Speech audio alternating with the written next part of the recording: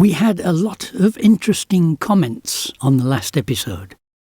Ricardo Tsamsiu put in a lot of effort to refute much of what I said. He brings up many things which were disproved long ago, but the establishment clings to them by enforcing the best in the field dictum. I suspect that many other people have been deceived in the same way. So let's have a look at a few of the points Ricardo brought up. Modern cosmology, Big Bang theory, cosmic microwave background, expansion of space, etc., is not ridiculous but supported by multiple independent lines of empirical evidence. Cosmic microwave background radiation, CMB, predicted by the Big Bang theory and later observed by Penzias and Wilson in 1965, earning a Nobel Prize. This is a measurable remnant of the early universe. Redshift of galaxies, Hubble's law, shows the universe is expanding, confirmed by observations over decades. Now, this is certainly the favoured story, but the cosmic background radiation is actually a sad demonstration of the pathetic state of today's so-called science. The predicted background radiation was supposed to have a temperature of about 50 K and a black body spectrum. The measured radiation has a temperature of only 2.7 K. Its spectrum is far from black body and is like that of water. The only justification for accepting the observed radiation as the hypothesized CMB was wishful thinking. The desperate desire to prove the Big Bang at any cost. The temperature variation was supposed to mirror the uneven or lumpy distribution of mass in the universe.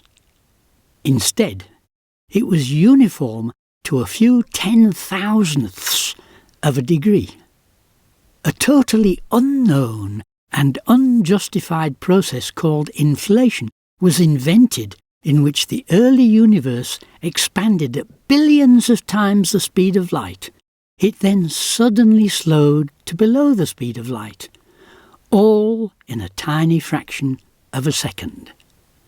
The aim was to even out the radiation. It failed by a long way. But this was swept under the carpet because the desire was to support the Big Bang. It was too great to be thwarted by mere observations and measurements. Not surprisingly, we saw in episode 128 that the whole CMB house of cards is on the verge of collapse. And as for the expanding universe and Hubble's law, Hubble realised that the observed redshifts must be due to something other than expansion and the Doppler effect. Tift's observation that the redshifts are quantized, meaning that they go up in steps, not continuously, confirmed Hubble's conviction that they do not show that the universe is expanding. Halton Arp's more recent observations demonstrated conclusively that the redshifts are not a result of expansion of the universe. It's very clear that the Big Bang model is wrong and needs to be scrapped, as we saw in episode 128. The best in the field dictum demands that it cannot be scrapped until there is an acceptable alternative. As we saw in episodes 47 to 49, there is an alternative, which not only explains redshifts, but also explains the results of the Sloan Sky Survey and the vast number of galaxies recorded by the James Webb Space Telescope. Galaxies which look just like the ones the astronomers have been seeing for decades, and which astronomers have said look like reflections. But that alternative is unlikely to be considered by the Enlightenment atheists of the scientific establishment, because that alternative comes from the Bible. String theory is speculative and not yet experimentally verified. So it's not treated as settled science, but it's not the foundation of cosmology. The Big Bang theory, however, is evidence-based, CMB, redshift, nucleosynthesis. The claim that the Big Bang is an explosion of nothing is a straw man. The Big Bang is the expansion of space-time from an extremely hot, dense state, not an explosion into pre-existing space. The Big Bang theory changes so frequently that it's actually difficult to keep track of what the theory is. Its originator, Georges Lemaître, considered it to be some kind of cosmic egg of indeterminate size which exploded. When the Big Bang was taken over by relativity, it became a singularity, a point with no size which exploded. Under George Gamow, the point later became not matter, but energy at very high temperature. Then it became a number of possibilities, including the simultaneous appearance of space and time everywhere all at once. But, as we saw in episode 38, John Maddox pointed out in Nature in 1989 that in all respects, save that of convenience, this view of the origin of the universe is thoroughly unsatisfactory. And yet, nearly 40 years later, it's still being put forward as a plausible theory. We've seen in several episodes, from 84 to 128, the Big Bang is as solidly disproved as a hypothesis can be, and many of the theoreticians are frantically searching for another story. We saw some of those in episode 74, and some more in episode 84. Ricardo is correct in saying that string theory is not the foundation of cosmology, but it is one of the candidates to replace the Big Bang. Evolution is one of the most robust scientific theories. Genetics shows shared ancestry, e.g., endogenous retroviruses in human DNA. Fossil record documents transitions, e.g., Tiktaalik, Archaeopteryx. Second law of thermodynamics doesn't refute evolution. Earth is not a closed system. The sun provides energy that allows local decreases in entropy, like life's complexity, while total entropy still increases. And these, of course, are some of the most vigorously promoted stories, from primary school to university.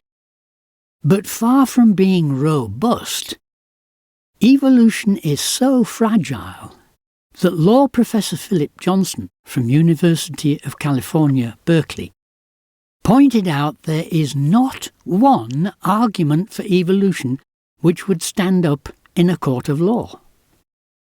The story that genetic sequences show shared ancestry is promoted by dyed-in-the-wool atheists like Richard Dawkins. But attempts to show this by Colin Patterson failed. As he put it, the theory makes a prediction. We've tested it, and the prediction is falsified precisely.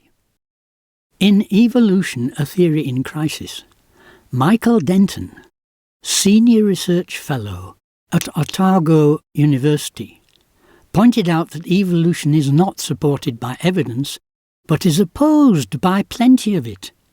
Denton is now a creationist. His book includes tables of genetic coding sequences which support what he says. The story about endogenous retroviruses is dealt with in episode 107.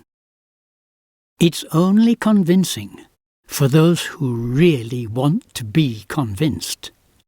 Tiktaalik is just a hopeful speculation to replace the debunked coelacanth story. Archaeopteryx is no longer seriously considered a transitional link. Other birds with teeth have been found, and losing teeth is not evolution, but devolution.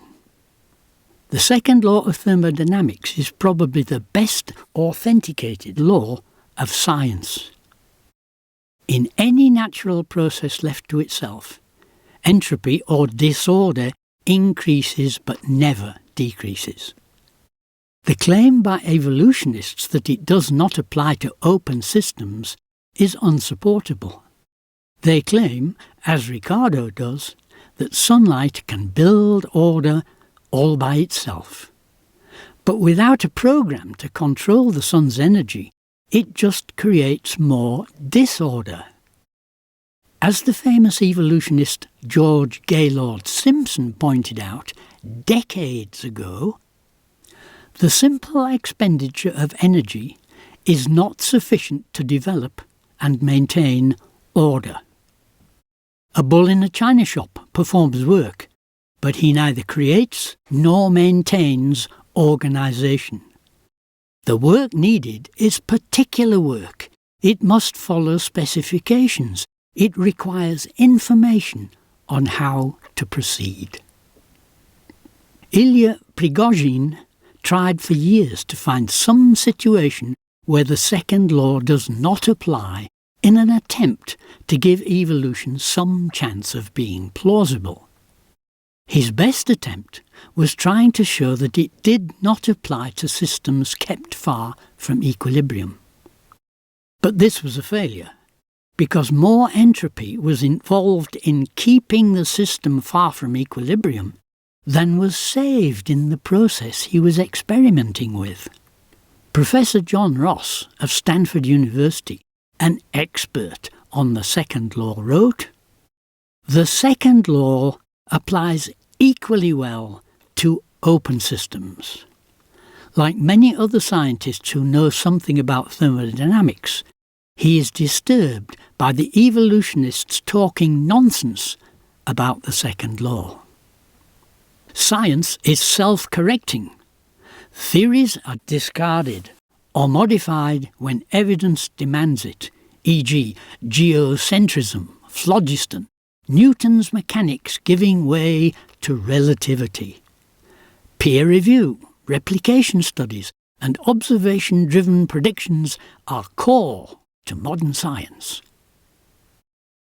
Sabine Hossenfelder is far better qualified than most people to comment on the first of these comments.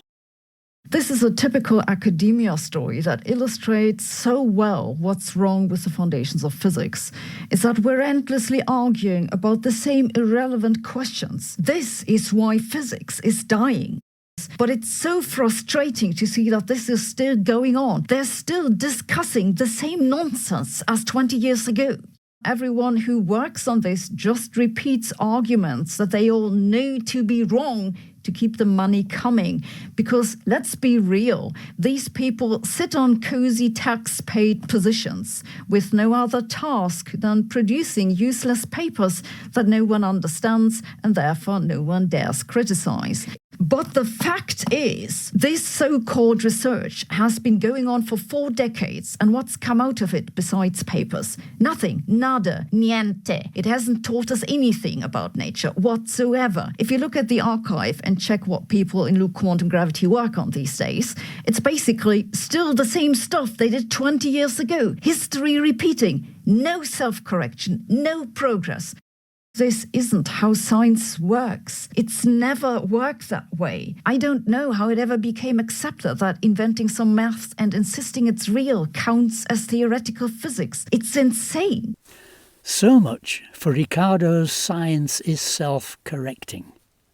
In today's science falsely so-called, the quest is not for truth, it's for publishing papers. Phlogiston was certainly discarded because evidence demanded it.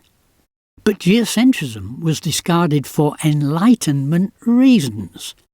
Even Einstein admitted that the most sensitive experiments have never shown a trace of movement of the Earth. Newtonian mechanics has not been discarded. But there are such serious questions about Einstein's mechanics that it probably should be. Be that as it may, these things were from the era when the scientific method was still in operation, before the best-in-the-field theory replaced it. Unlike the situation Sabina finds today, in the days of the scientific method, with no best-in-the-field dictum, discredited hypotheses were discarded. Peer review was dealt with by Gregory Chaitin in episode 111 and Brian G. Wallace in episode 101. Its main objective is to keep things disapproved of by the establishment out of the journals. Replication studies are a bad joke.